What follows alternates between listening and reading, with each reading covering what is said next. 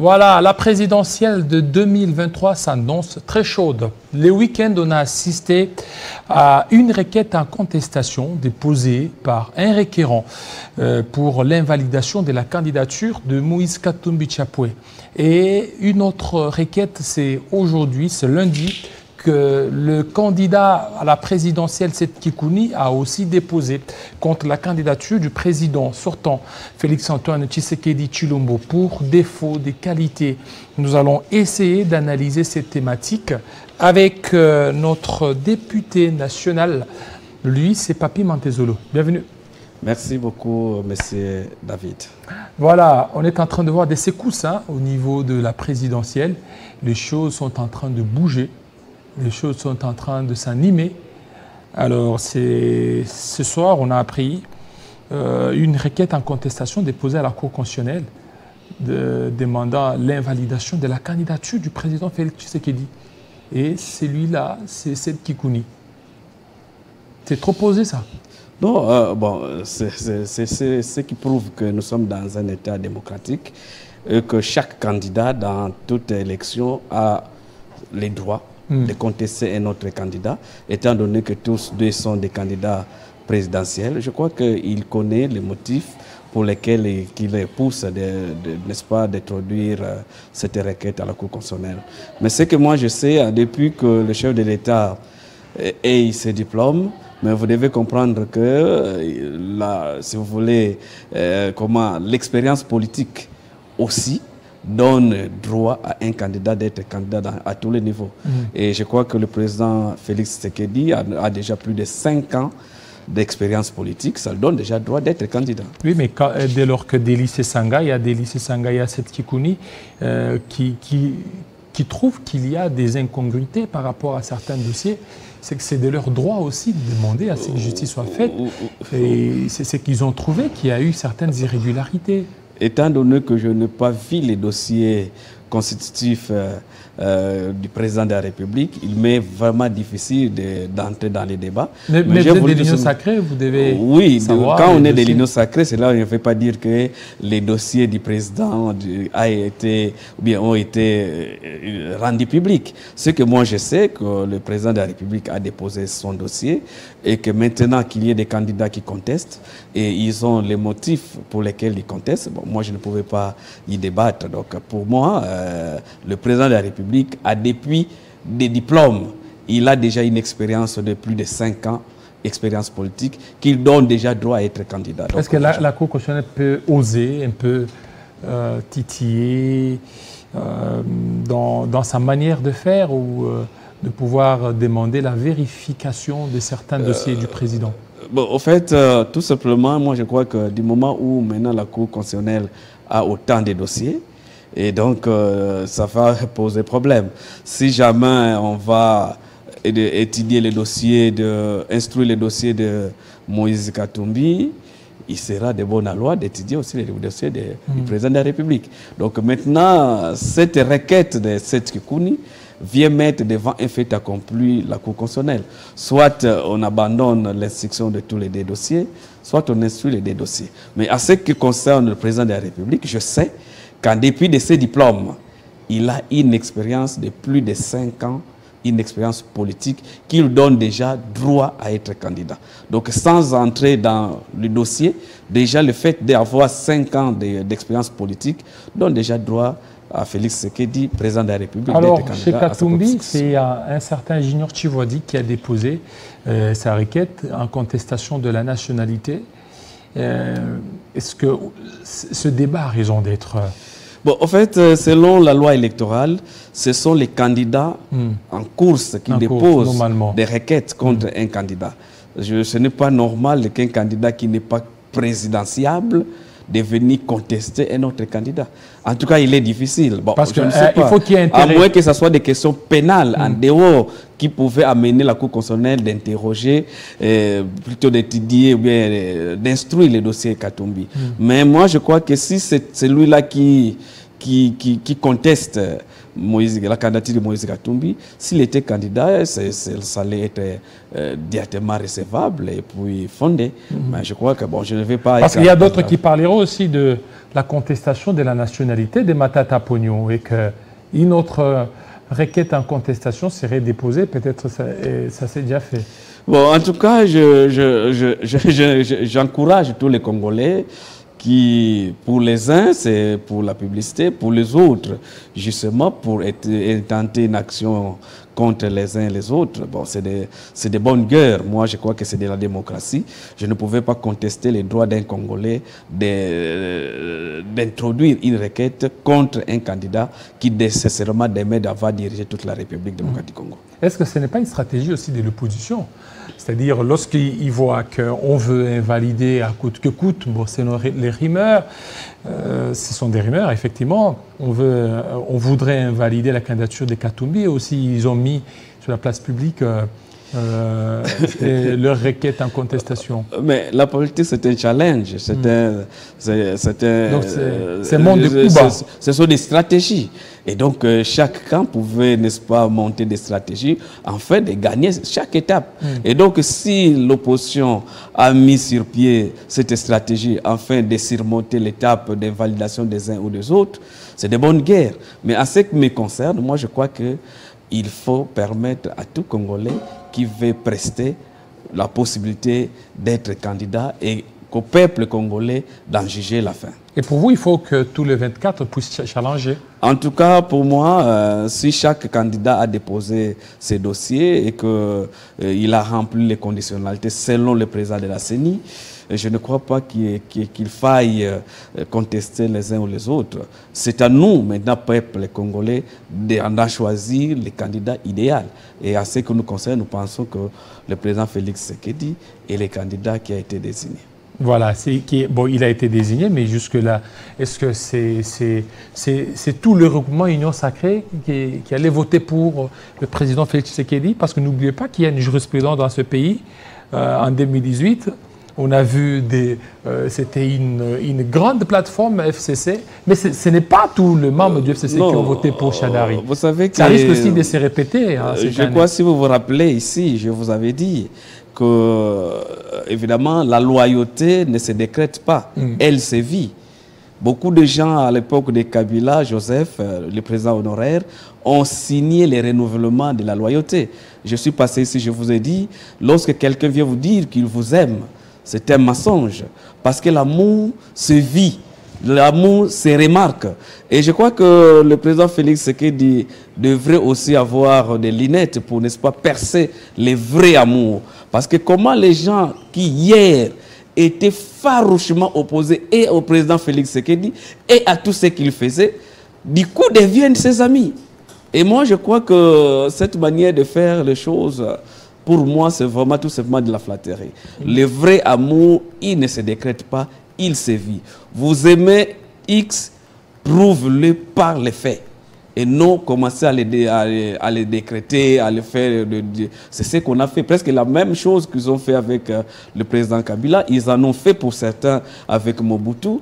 Et aujourd'hui, ils le font avec le président Félix Tshisekedi. C'est ainsi que moi, je pense que, heureusement pour nous, le président Félix Tshisekedi commence quand même à nommer la jeunesse. Parce que la jeunesse, au moins, a un fair play, a une vision, a si vous voulez, un pas d'avance par rapport à nos doyens qui ont vécu pendant Mobutu. Et dès que Mobutu est parti, et c'est eux qui commencent à rencontrer que Mobutu buvait du sang. Mais quand il buvait du sang, vous étiez avec lui. Aujourd'hui, les mêmes personnes qui disaient que Raïs, aujourd'hui disent non, le meilleur président c'est Félix Tshisekedi. Mais hier, quand vous contredisez Félix Tshisekedi en soutenant Kabila, qu'est-ce qui a changé? Justement, c'est la recherche du pain qui amène les gens de changer de Kazakh à tout bout de champ. Est-ce qu'aujourd'hui, 2018, ça peut se répéter en 2023? Moi, je vous dis, si cela arrivait, dans le contexte que le président Félix Tshisekedi n'est pas élu, beaucoup de gens qui ont chanté pour lui ne seront plus avec lui. C'est la vérité. Ils vont le quitter. Et l'Union sacrée va disparaître. Ça va disparaître. Alors, puisque l'Union sacrée va disparaître, Bundu Diamayala, risque aussi de disparaître après les décès du leader Nemwanda Ntsembi. Bon, en fait, Bunda Mayala, c'est un parti politique. Et donc, il m'est difficile de parler de Bunda Mayala étant donné que je ne suis pas membre de Bunda Mayala. Mais je crois que je peux parler de Bunda Congo. Bunda Congo, c'est une idéologie. Oui, je suis membre de Bunda Congo. Bunda Congo, c'est une licence, comme on dit à Kikongo. Donc, tout Africain, particulièrement tout Congo, et dans Bundia Congo. Parce que dans Bundia Congo, c'est là où on nous apprend le valeur, le vertu. Et dans ce cadre-là, moi, je pouvais me dire, je peux parler de Bundia Congo, étant donné que j'ai été l'un des disciples fidèles et proches de Nemwanda Ntsembi. Alors, aujourd'hui, il y a un problème, c'est au niveau de la succession. Qui devra succéder à Nemwanda Ntsembi? Papi Mantezolo ou quelqu'un d'autre? Il est vraiment difficile aujourd'hui de parler de la succession de Nemwanda Ntsembi étant donné qu'il est encore à la morgue. Mais vous savez, l'histoire de l'escargot n'a pas besoin d'un effort pour monter l'arbre. Et c'est pourquoi nous disons à Kikongo, c'est-à-dire l'escargot n'a pas besoin d'effort d'un autre pour monter dans un arbre.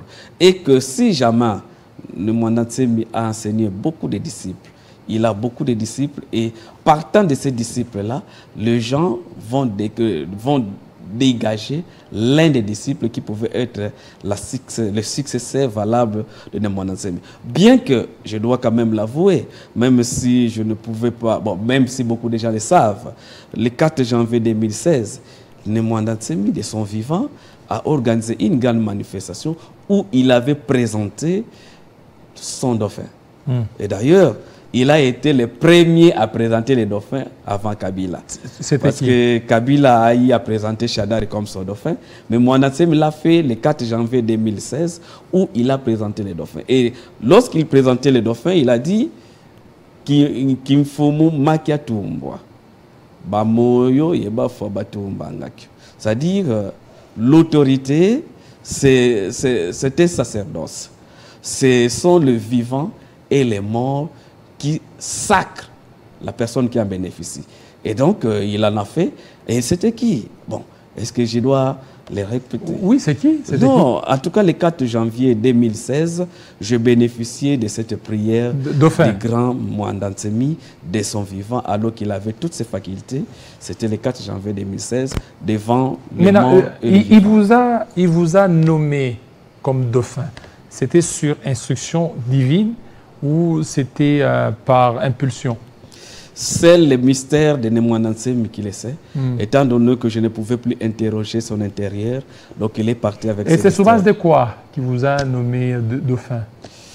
Non, en fait, vous savez, il y a un principe Congo qui voudrait dire Vakelem Fumu Vinga Langavo.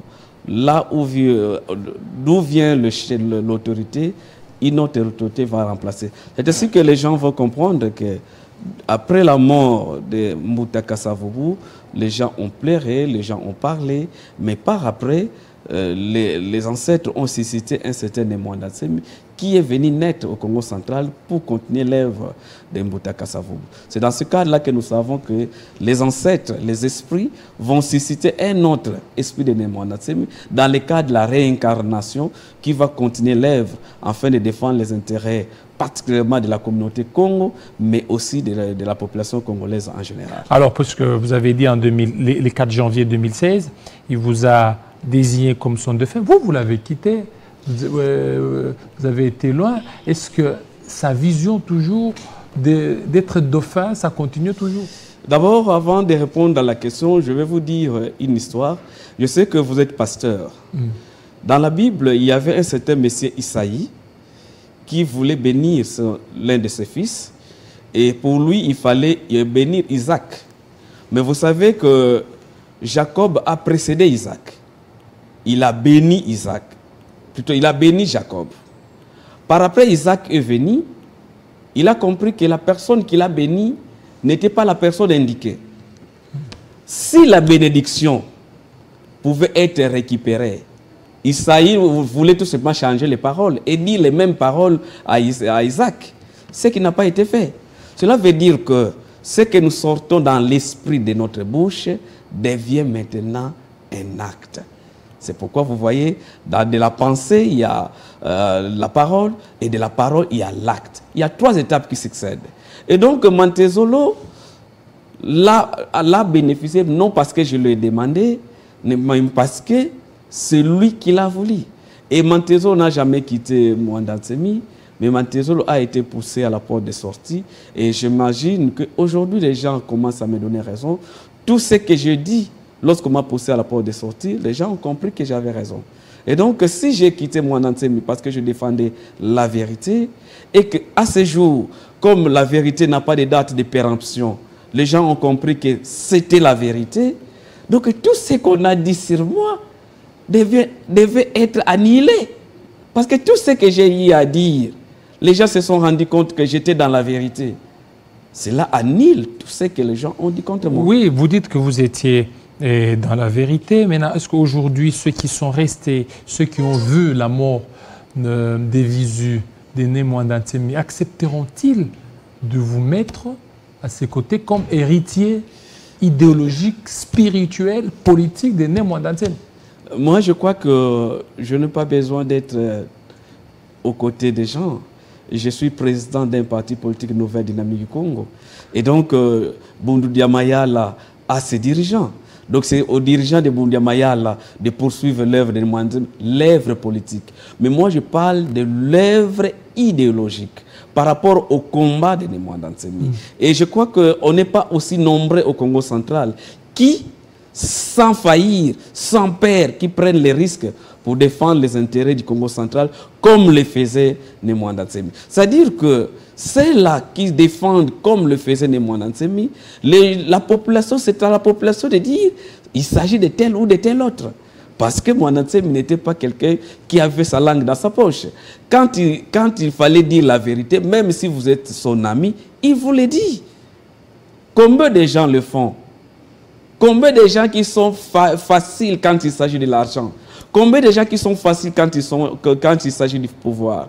Bon, moi, je ne veux pas dire que nous ne sommes pas faibles, j'ai aussi mes faiblesses. Mais nous pensons que nous avions suivi à la lettre, depuis 2007, que j'ai commencé à suivre Mwanda Ntsemi. Et j'ai franchi tous les échelons, des simples militants au président de BEDEM. C'est-à-dire, j'ai quitté Boundoudia Mayala comme président. Vous comprenez? Non, maintenant, il y a un problème d'initiation. Il vous a aussi initié spirituellement. Ça, vous parlez idéologiquement et spirituellement aussi. Moi, je vais vous dire, j'ai la chance, peut-être que beaucoup de gens n'ont pas. Mwanda Ntsemi, mon maître, comme je le dis, grand maître, était avec moi. On parlait avec lui quand on mangeait. J'étais parmi les rares de ces cadres qui pouvaient être dans sa jeep à ses côtés. Même quand nous partions au Parlement, j'étais avec lui. Tout ce qu'il me disait au cours de la route, c'est pourquoi il y a beaucoup de choses que je pouvais vous évoquer. Est-ce que les gens savent d'ailleurs, aujourd'hui je vais profiter, que Mwanda Ntsemi a rang de chef coutumier pour ses obsèques par exemple, je vous le rappelle, grand maître doit être enterré la nuit. La nuit. Donc, si les gens ne le savent pas, il doit être enterré la nuit. Parce que nous savons sa dernière volonté. Et parce que nous savions que, nécessairement, Mwanda Ntsemi, selon ses choix, il avait demandé soit qu'il soit enterré dans Tsukumalombo, sa terre natale, soit qu'il soit enterré dans Mbanzalemba. Mbanzalemba, c'est là où qu'il a fait un schéma pour construire une ville dans le territoire de Luozi, dans la cité d'Nkundi. Maintenant, faire autrement, Vétus m'a dit, n'est pas maîtriser les préceptes des grands. Donc ce sera la nuit. Il faut l'enterrer la nuit, il faut le faire soit en Mbanzalemba, soit en Tsukumalombo. Ne pas le faire, ce n'est pas maîtriser les préceptes des. Maintenant, il y a un problème, c'est de leur convoi, les combats d'Aîné Mwanda Ntsemi. On a vu, il était un patriote, quelqu'un qui voulait beaucoup plus l'autonomie ou l'indépendance et la force aussi de Congo central avec ses puissances magiques. Est-ce qu'il vous a aussi légué l'Indika et aussi autre chose? Non, il était en prison. L'Indika, ce sont des conséquences tout simplement de la maîtrise de la profondeur de la nature. Et si vous voulez, vous êtes pasteur, mais si vous avez besoin de l'initiation, alors il faut venir, vous allez prendre l'initiation. C'est une profondeur. Je vous ai dit tout simplement ici, l'homme, il faut la trilogie qui maîtrise la création. C'est d'abord la pensée, la parole et l'acte. C'est-à-dire la pensée, la parole et le fait. Et c'est base de cette trilogie que vous pouvez créer les miracles. C'est dans ce cadre-là, lorsque vous pensez à votre mère qui est décédée, plus vous pensez à elle, la nuit vous dormez, vous la voyez. Vous la voyez et vous la parlez. C'est pour vous dire que cette profondeur-là, c'est une initiation. Est-ce que c'est ici que nous devons parler? Moi, je crois que aujourd'hui, nous sommes là pour essayer de rappeler qui a été ce grand homme Nemwanda Ntsemi.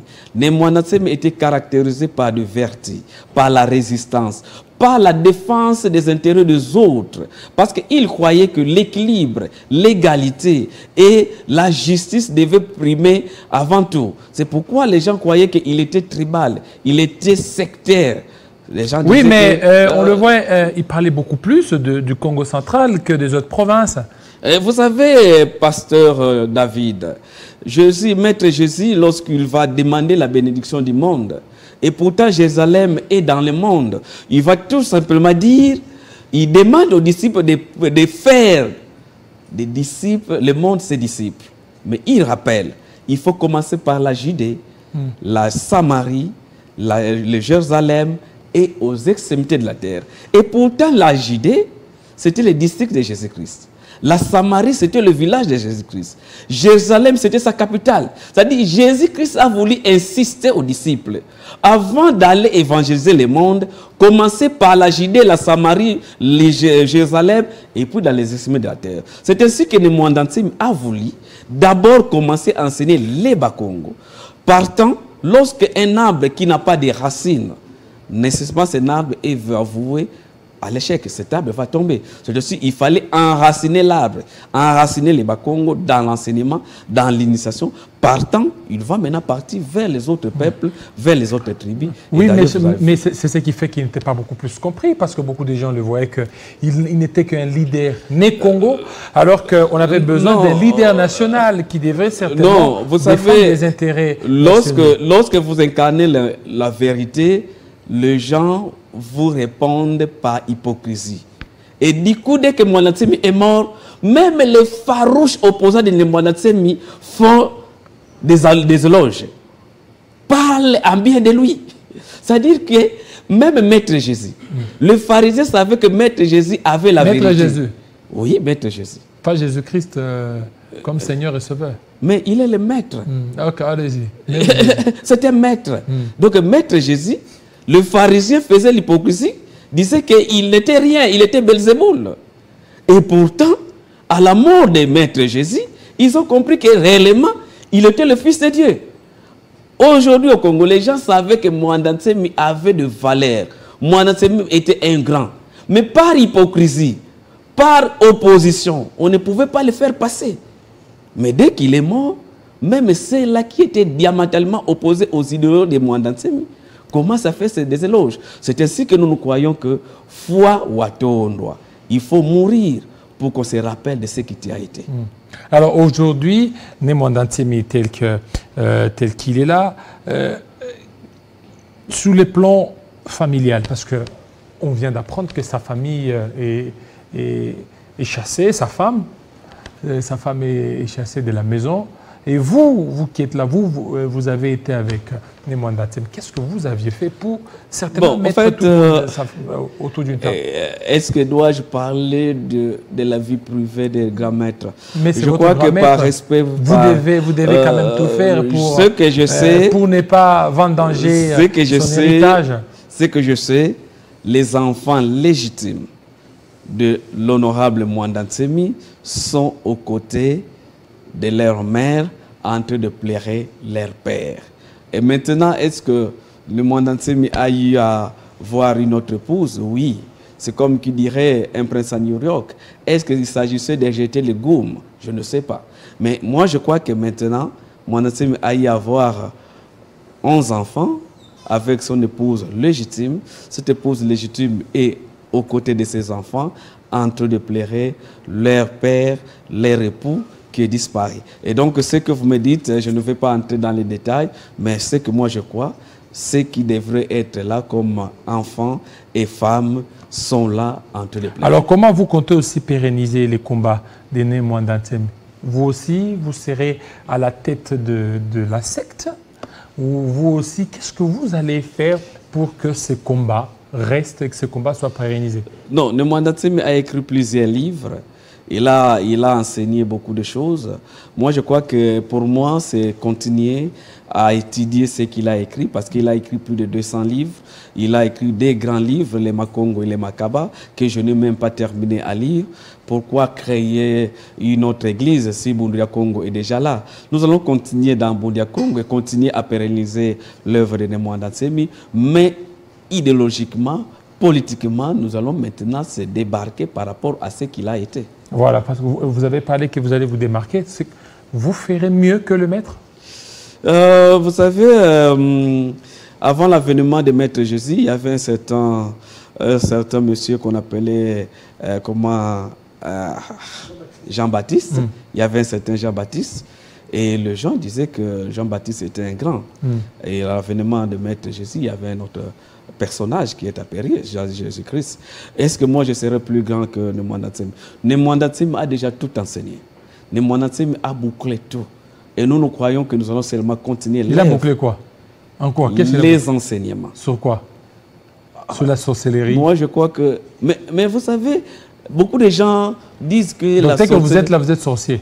La sorcellerie, lorsqu'elle est positive, elle est bonne. C'est-à-dire que... Est-ce que vous savez, votre téléphone, votre smartphone, téléphone en Europe, est-ce que vous savez que c'est la sorcellerie? Qu'est-ce qui porte votre voix vers l'Europe, vers France? C'est la sorcellerie. Seulement qu'on nous a aveuglés, les Africains, pour que vous puissiez rester dans votre antiquité, étant déjà aliénés, on vous fait croire que la sorcellerie africaine est mauvaise. Et vous savez, même vous, pasteurs, vous prêchez les gens qu'il ne faut pas aller au cimetière, il ne faut pas prier les morts. Et pourtant, lorsque Maître Jésus avait un problème, il est monté à Gethsémane. Et Gethsémane, c'est le cimetière de Jérusalem. Et là, il va invoquer l'esprit d'Élie, l'esprit de Moïse, l'esprit d'Abraham.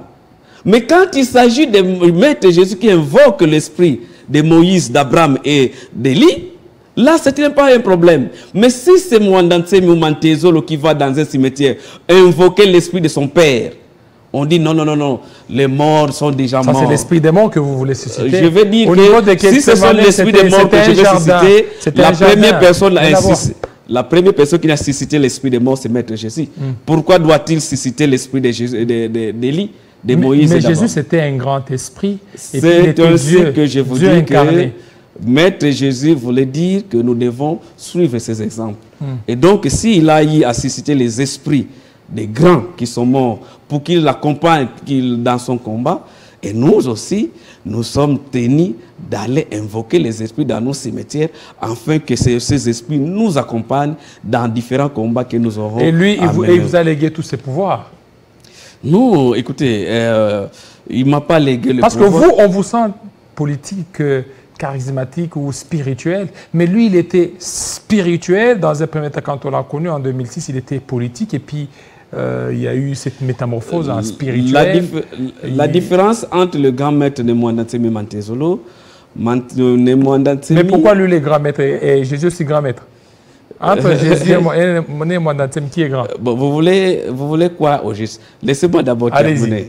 Entre Mantezolo et le grand maître de Mwanda Ntsemi, le grand maître de Mwanda Ntsemi, c'est un messager, c'est un tout-moi. Mais Mantezolo, c'est un disciple du grand maître Mwanda Ntsemi.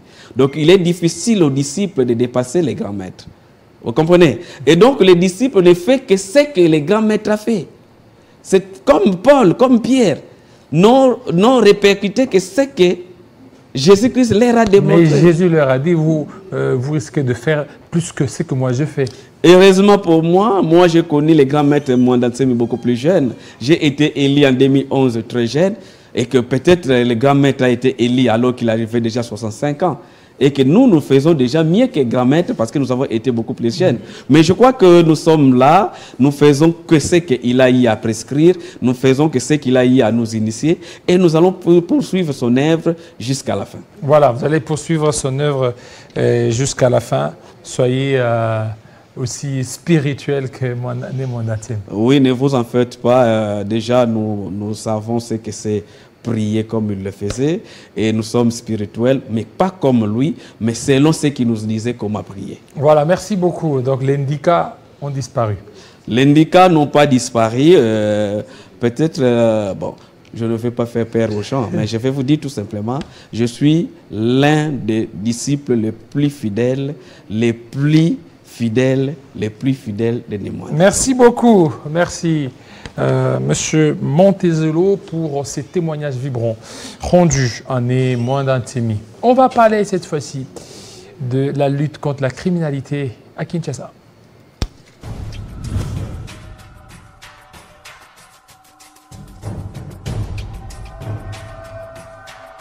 Télé 50, simplement congolais.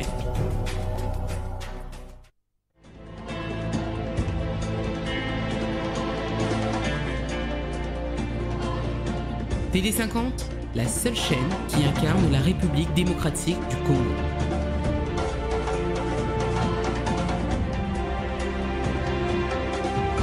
Télé 50, simplement congolais.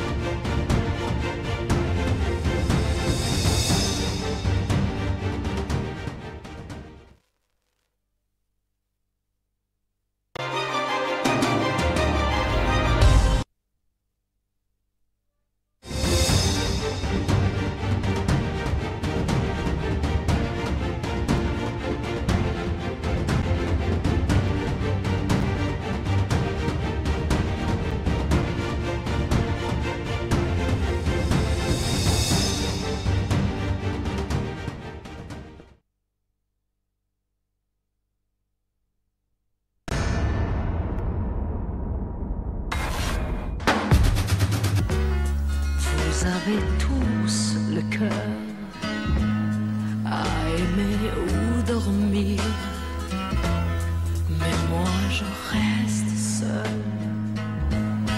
Le jour se lève. Après l'esprit, il faut le corps maintenant, parce qu'un bon corps, chaque matin, c'est bien pour affronter la journée qui va être dure, oui, très dure la journée. Il faut un peu de muscle pour le corps. Et 30 km, c'est mieux. Voilà.